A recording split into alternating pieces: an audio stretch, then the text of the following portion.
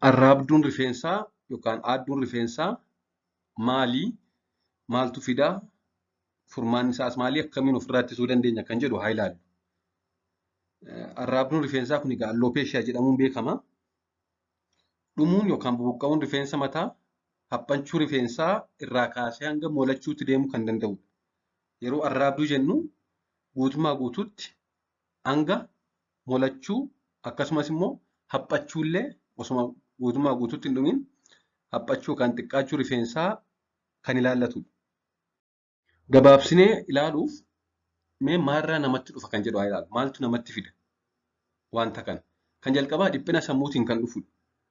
Kunis yeroo baay'ee haalota garaagaraatiin namoonni yoo dhiphatan, yoo dhiphina sammuu qabaatan dhumuu yookaan bubuqqa'uu rifeensa mataatiif ni saaxilamu.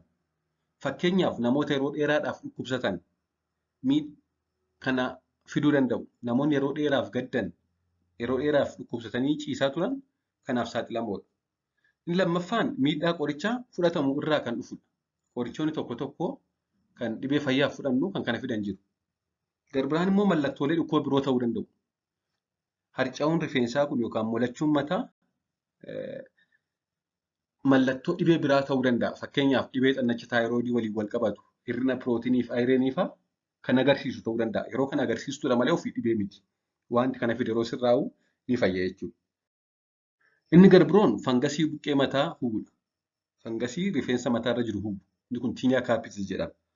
Ittistuun qaama keenyaa yookaan immuunitiin keenya nutti deebi'uun bubuqqa'uu rifeensaa fiduu danda'a. Inni kun aloopeeshiyaa eeriyaa ta'edha. Garbiroon kan kana fidu immoo miidhama rifeensa mataarra ga'udha.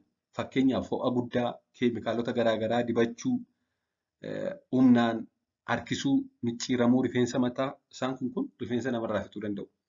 Keessumaa yeroo rifeensa sirreeffatan wantoota ho'a guddaa qabaniin sirreeffachuu, humnaan harkisuun sirreeffachuu, akkasumas immoo dibata adda addaa kan keemikaala ciccimaa rifeensa fixu of keessaa qaban dibachuun kanaaf nama saaxiluu danda'u. Garbiroon immoo dhalootaan kan namaaf kennamedha. Yeroo umuriin dabalaa deemu keessumaa dhiirota biratti jechuudha rifeensi mataa haphachaa deemuudhaan moluu ta'uu danda'u jechuudha. Inni kun kan dhalootaan dhufu jeenetiksiidha. Gara yaalaatti yoo deebine yaaliin dhumuu yookaan bubuqqa'uu rifeensa mataa kan irratti hundaa'u wanta kana fide irrattidha. Wanta bubuqqa'uu rifeensa mataa sana fide adda baasuudhaan wanta sana yoo balleessine wanti kun ni sirrata jechuudha. Isa moluu uumamaan yookaan dulluma yookaan dhalootaan dhufuun ala inni kan ofii dhibeetu hin ta'in mallattoo dhibeedha. Wanti kana fidee jira. Fakkeenyaaf kan kana fide fangasii rifeensa mataa hubuu yoo ta'e qoricha fangasii kanaa fudhachuudhaan fangasiin kun yeroo dhabamsiifamu rifeensi deebi'ee biqila. Kanaaf egaa yaalli isaa kan irratti hundaa'u wanta kana fide adda baasuudhaan yaaluudha jechuudha. Ittisaatti adeemu akkamiin ofirraa ittisuu dandeenya kan jedhu. Wantoota dhibee kana fidan tokko tokko ittisuun ni danda'ama. Fakkeenyaaf dhiphina sammuu hir'isuu.